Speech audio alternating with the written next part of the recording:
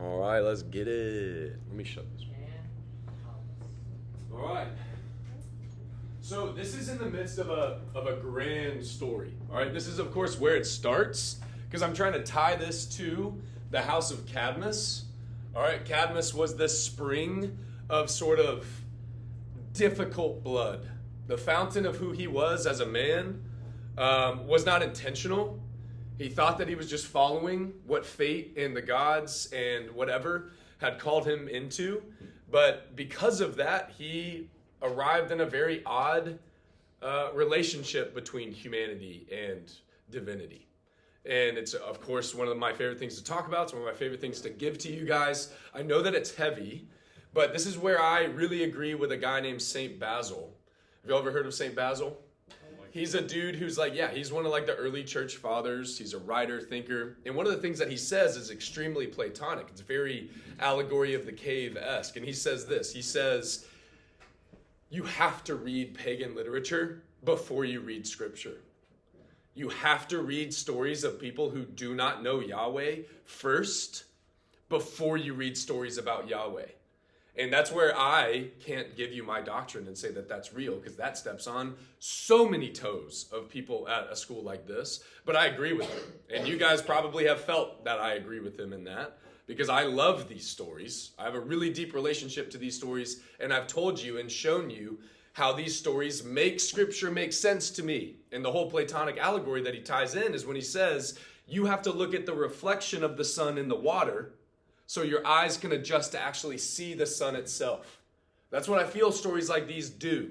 And I hope that you guys feel that.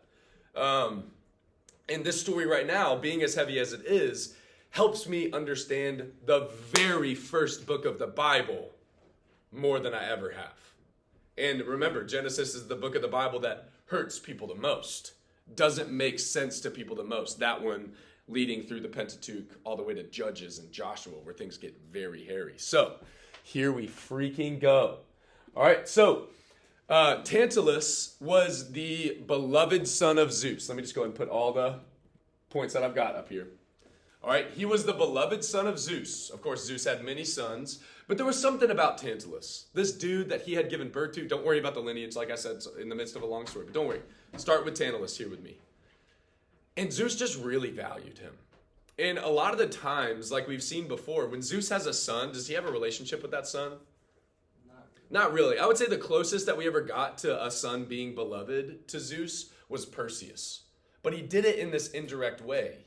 He sent his other divine children to go and help his demigod son. You remember Hermes, Athena, Ares, they all gave gifts of armor and protection to Perseus. It was still indirect.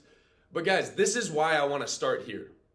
This is why this is such a significant story to dig into, is that he himself, Zeus himself, loved to sit and eat and talk with Tantalus. They had an intimate relationship. Not only would he invite Tantalus to be a guest on Mount Olympus, but Zeus himself would come down to Tantalus's home, and he would be a guest in his home. Guys, that is as intimate as it can get. I have preached the Xenia stuff enough for you to feel that in the ancient world, that shows love. There was not just a, hey, come up and meet me here, but also a, I'll come down and meet you there mentality with these two guys. That's huge. And that's where this story starts. But this is where things get wild. That wasn't enough for Tantalus. That was not enough. Because what wasn't he? A god. He had a wildly intimate relationship with God the Father, but he saw in that relationship what he was not, which was God. And Tantalus went on to have children. Of course, this is the house of Tantalus we're talking about. This is where we're starting. He went on to have all these children, and one of them was his most beloved son. And his name was Pelops. And his son was beautiful, kind, talented, powerful, amazing. Sort of like how Zeus saw Tantalus. And Pelops let this anger, this idea fester within him that said, I want what I do not have. Which is where this entire class started. And it started in the gods. And let me ask you, what was the result of that pestering feeling? Of not wanting, or of fear of losing what we do have, or wanting what I do not have. What was always the result? It's very Shakespearean, very Cadmean and Theban. What's the result? Like death and consequences. Exactly right. Death, usually of the innocent. Death of those who had done nothing wrong, simply so that one can have more authority than they had had before, or retain the authority that they are afraid of losing. And so, guys, this is the consequence of all things. This is where all story begins. And so Tantalus does the unthinkable, and he kills his own son. And this is what's so interesting. This is where it breaks. It's not just in the filiacide, the killing of a son. It's not just in that. It's that he wanted there to be some sort of wrongful consumption of the fruit of this creation and union. And this is where things get horrific. He turned his son into a feast, and he gave that beautiful feast to the gods. So I hope you're feeling the upside down nature of this compared to what you've learned since you were 6. But it's palpable, isn't it? What we're talking about right now, and what I'm probably going to dig into here in a second. It's horrific, and it stands out way more to us than fruit per se. But this is fruit. Fruit of fruits. That's what children are. And it was forbidden. We've talked about taboo many, many times. Killing of family is taboo. The eating of family? Whoa. And this is where their family line starts. So, he does this to the gods. Now, thankfully, have y'all ever heard the word? It's fancy. It's usually British. Oh, I've divined the purpose of this. I've divined the reason. Like, you understand is really what they're saying. Y'all know what I mean? It's fancy. But they do. They divine what Tantalus has done, and they sit over the feast, and they wipe it off the table. And then they look at Tantalus and they say, you corrupt, frenzied, broken, disgusting mind, body, spirit of a character, you do not belong anywhere that's ever been created. There's nowhere for you to belong. This taboo is so dark and twisted, you can be nowhere that exists right now. Not even with the titans that we conquered and hid underneath Tartarus. So they made a new space for him. Like, it was such an awful sin that they crefted a crevice, or I don't even know what I'm saying. They made a pocket, a void for him to go sit in, and it was a feast. And here's his feast for all eternity. He's up to his waist in water. Pure, delightful water. And above his head is fruit. Grapes. And he will be constantly hungry, reaching for the grapes. And a wind will pull them high so that he can't reach them and have any of them. But when he's reaching for the grapes, the water will come up to his chin. But then when he gets thirsty and wants the water, the grapes come down and the water goes down. So what word do we get from this? Yep, and tantalizing. So this is where we get that word from. Is from his name. Because that's his existence forever. To want what he cannot have. And to have that thing that he wants be the thing that was taboo that he gave. Ooh. Eternity in that. A feast of nothing. Hell. So that's what his oh yeah, and there's a lot of depictions of it. You'll see it, just this guy in all different ways. But his son, Pelops, he was cut up in all these pieces. He's dead, and he was innocent. He'd done nothing wrong. He was the seed, the fruit of this broken guy, and so the gods punished him. But then they looked at the body of this son, and they said, this cannot be. This taboo cannot actually reside in this horrific death. His body and mind and spirit cannot stay like this. There has to be justice in this. And so all of them work together to resurrect this son. This seed of Tantalus does not deserve a death like the father. It's not his fault. And so they resurrect his body. They bring him back. It's the first resurrection in the Greek storyline here. And they give him an entire portion of Greece. And that's why this portion of Greece is called the Peloponnese.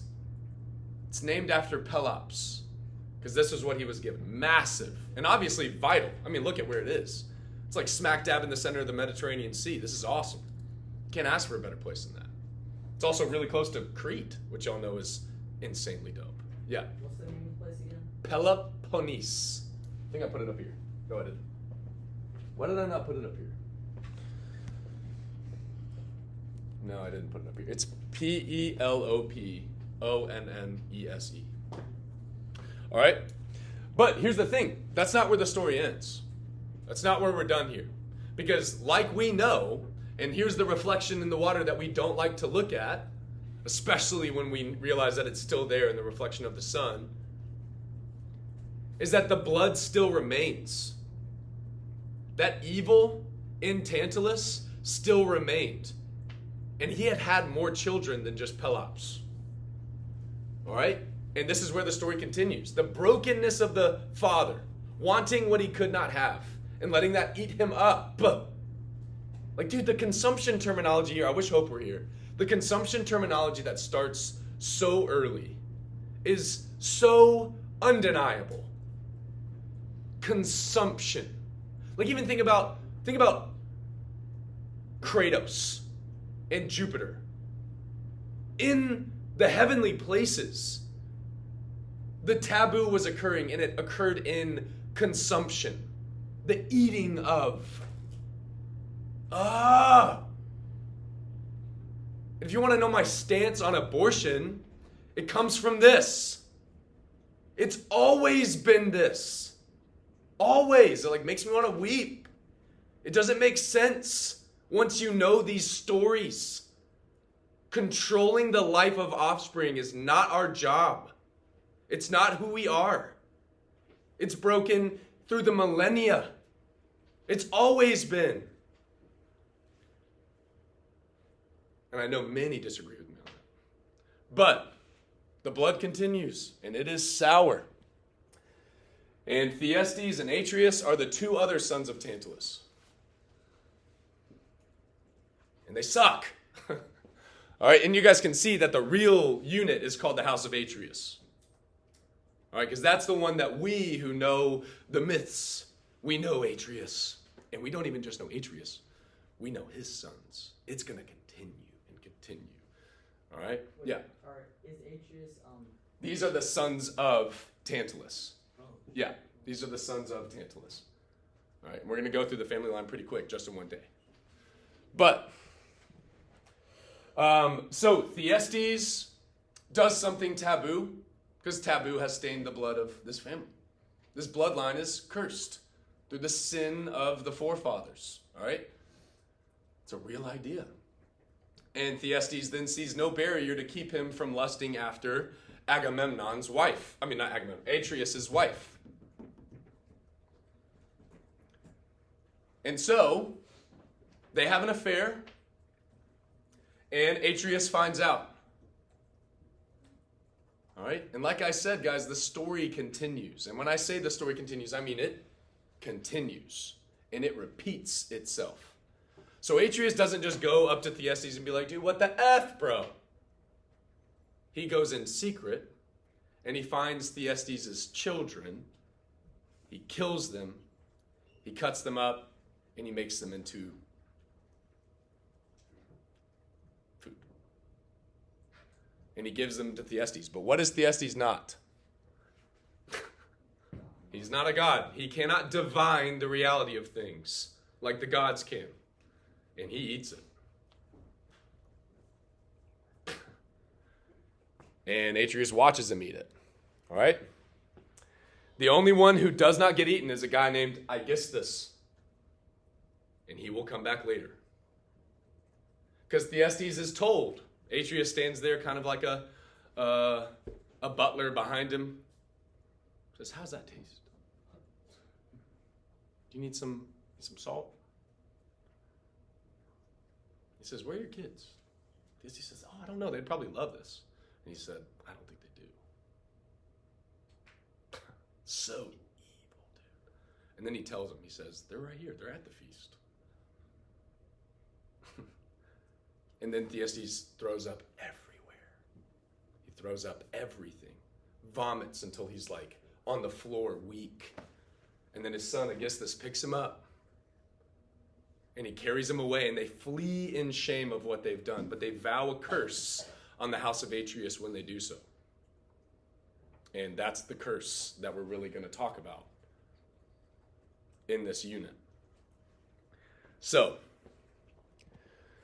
the revenge will come. Do not worry. The revenge will come. And it's the story that you guys have heard the most. This is the beginning of the most famous Greek and Roman myth to ever be told. Does anybody know what I'm talking about? I kind of let it slip for a second when I called Atreus the wrong name. This is the Trojan War. This is the beginning of why the Trojan War exists. And here's the thing. I am not going to teach you guys the Trojan War. I've given you stuff. I've given you a way to look at these things. I've given you characters and themes and style or whatever. It's yours. You have the Trojan War. You take it and make it. It's a gift. Use what you've learned here to actually have it. So many people go into the Iliad and the Odyssey with no idea what is going on, and they hate it. It's too hard. You guys have done hard thinking. You guys have done hard listening. You are worthy of those stories. Take that for real. For real. Because those are some of the best things you will ever touch. As a dude who has consumed a lot of story, I'm not just saying that because this is my class. I mean that, dude. And so are millions of other people meaning the same thing. All right? So, obviously, this is where we're going to turn this into something with actual hope. All right? Because this is our story. Obviously, let me just skip ahead to this slide really quick.